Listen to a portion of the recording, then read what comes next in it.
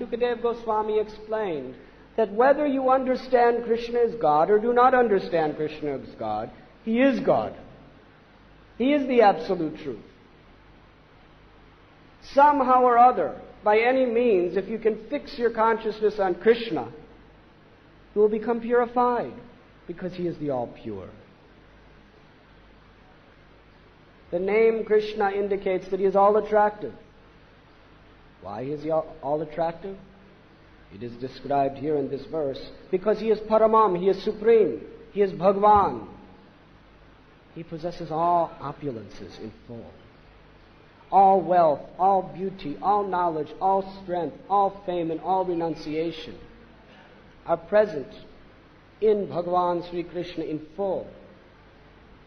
Therefore, Krishna explains in the Gita that all things that you consider to be beautiful in this world,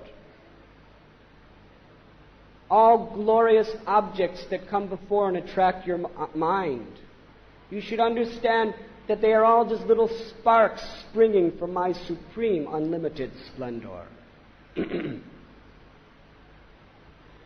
Janmadyasya jatha. Everything is emanating from the absolute truth. Sri Krishna is the absolute truth. And everything is coming from Him. Therefore, all glorious things that we see, whatever attracts our attention, we should understand that actually it is the essence of Krishna within it. That is the very basis of its sweetness. When Krishna told gopis when they met Him under the Vamsiva tree, you go home, they explained to Him that you are telling us to go home to our family members. But who are our family members in truth? You residing within their heart gives them life. As soon as you leave their heart, they are dead corpses. No sane person is attracted to a dead corpse. We take the corpse and we bury it under the ground and we never see it again. Or we put it in the funeral pyre and burn it to ashes with fire. Or we bring it to the roof of the temple and feed it to the birds. Or we throw it in the river. No one is attracted to a dead corpse. And the only difference between a dead corpse and the loved ones who we are willing to give our life for is the presence of Krishna within their heart. The presence of one tiny little infinitesimal spark or particle of Krishna. And how much madly attached we become to that little particle. Huh?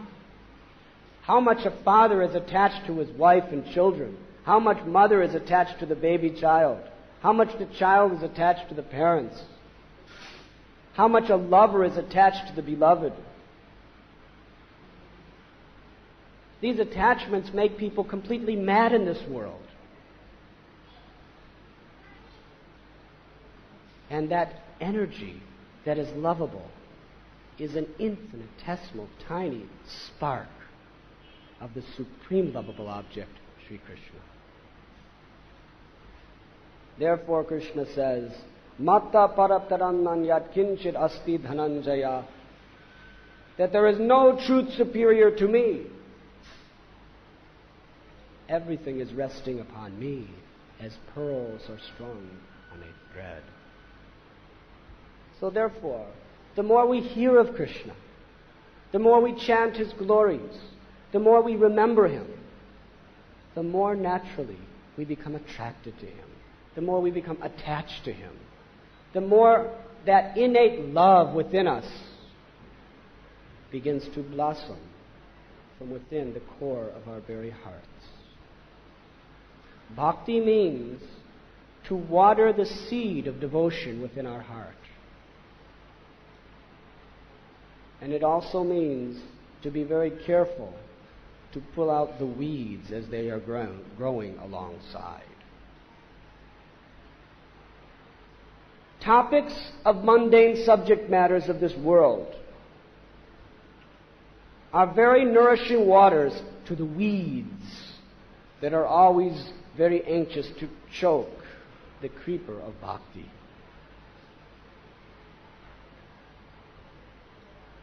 people are very, very much fond of listening to nice rumors or hearing nice gossip or speaking. The tongue is the most ferocious of all the senses. The tongue has two functions, to taste and to vibrate, to speak. And of the two, this tendency to vibrate is very, very difficult to control.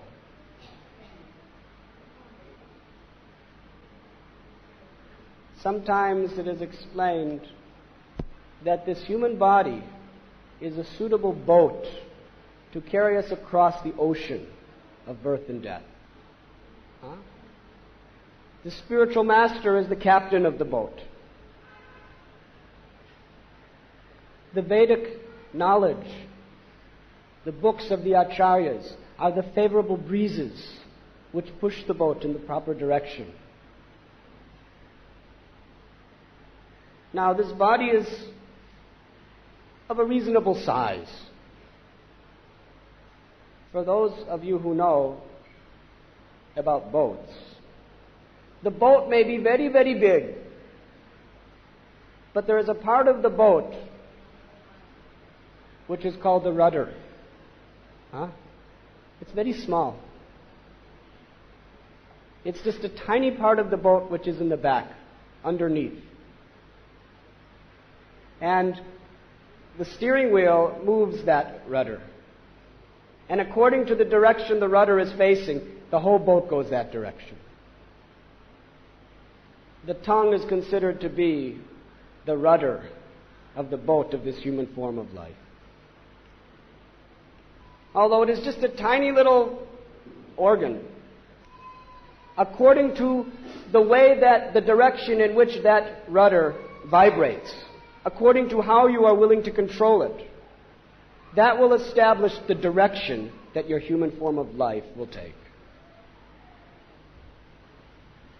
Therefore it is said, Jive pele vishaya sagore,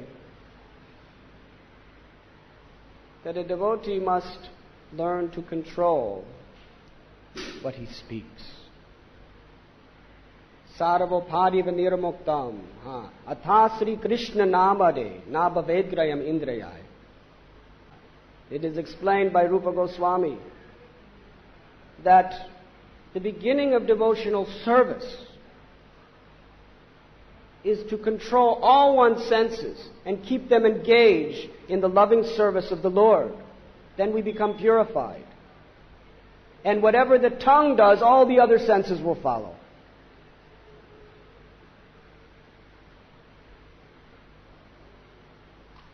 So therefore, the process of hearing and chanting is the basic principle of our spiritual life. And here Lord Sri Krishna is explaining to Arjuna, I shall impart, please listen again to my supreme Lord, word, which I shall impart to you for your benefit, and which will give you great joy. So we must always strive to keep our consciousness within the realm of transcendental sound vibration. Sound vibration is most powerful. When one is sleeping, if someone writes a note, wake up, it is now 3 o'clock in the morning, will you wake up? You will not wake up.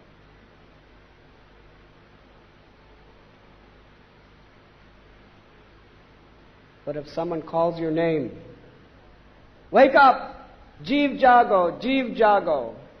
Wake up, sleeping soul. You wake up. Sound vibration, more than any of our senses, the ear is awake and alert 24 hours a day, even when we are sleeping. So the sleeping soul that is merged in forgetfulness of God can be awakened to its natural, dynamic state through the process of hearing and chanting transcendental sound vibration. And there is nothing more polluting to our consciousness than sound vibrations in the modes of passion and ignorance.